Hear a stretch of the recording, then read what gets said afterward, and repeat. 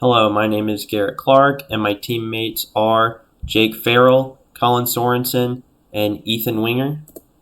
So, for our team roles, Colin Sorensen is going to be our group leader. He'll be enforcing team norms and assigning work as well as helping out when needed. Ethan Winger is going to be our main programmer. He'll also be doing some other stuff. I will be the main builder as well as assisting in the design notebook and generally anywhere else that is needed. And Jake Farrell will be mostly recording in our design notebook, but he will also be helping me with building. So for the PMR Project 2, the requirements were it must move at a minimum of 0.3 feet per second via means other than rolling. It must be able to follow a black line and go over rough terrain, and it must be able to pick up, transport, weigh, analyze, and drop off a bin of waste materials. And all this has to be done in a sustainable manner as to assist in cleanup efforts after a natural disaster. After our brainstorming session, we narrowed our options down to four: construction, military, retail trade, and warehousing and public storage. We sought to improve construction with a product that cleans up rubble as it's being made.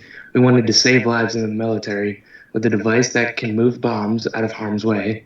We wanted to make everyday life easier with a greeting robot at stores, and make warehousing more efficient with a robot that sorts pallets across buildings.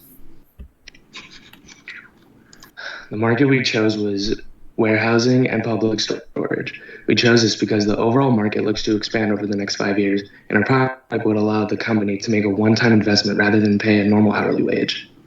The reason we did not choose military is because the market looks to decline in the next 5 years. We did not choose construction because our product is potentially too expensive and would take too long to pay itself off. And we didn't choose retail trade as a similar product already exists.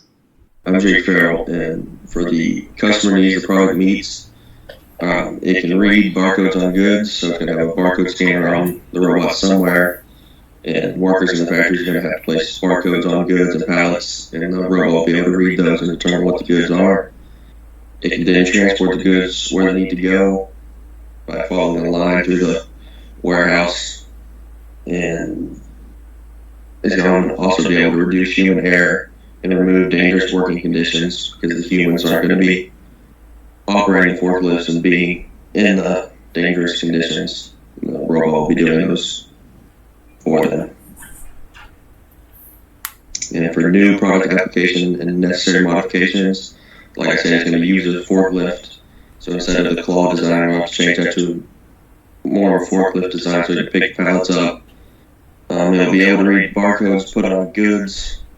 So like I said, we're going to have to add the barcode scanner. It can read the barcodes that workers put on the goods, determine what they are, and it'll follow a line to take goods to their destination. And this will, the robot won't need very many modifications for these applications, as it already can walk and pick items up. The future for the market and why that would be attractive for companies selling our product application. The market's on the rise. There's 3.7% predicted growth over the next 5 years in warehousing and public storage. And this product application is really applicable and really attractive to these companies in this market because there are going to be fewer humans involved in package transportation and in things transferred on warehouse floors, factory floors, that kind of thing, which will be cheaper in the long run for companies as they will no longer have to pay hourly workers around the clock. They will just buy these robots up front and pay for maintenance, which will eventually, depending on the cost and hourly workers, that'll change. The return on investment timeline will change, but there will be a return on investment. There will be fewer dangerous, fewer human beings in dangerous warehouse jobs where there might be a fall which would injure somebody and then there'd be a potential lawsuit.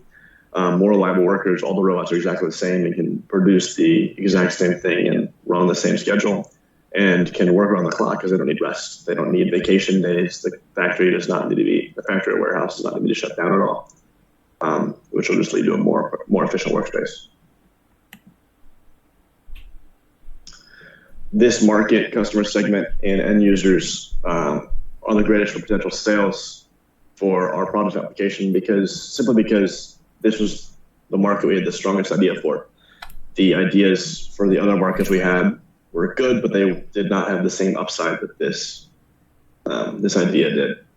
the largest portion of the market could use this.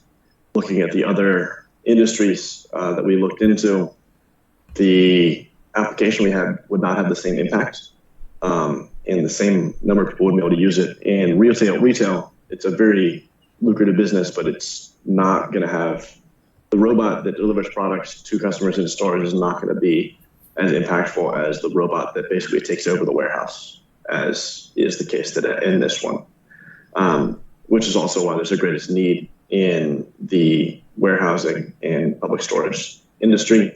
The market's predicted to grow, which is always a good thing, and the market's not going anywhere anytime soon. There will always be a need for product storage, especially with so much online shopping happening, and so companies like Amazon wanting to have their own warehouses, and other online stores needing their own warehouses to store things.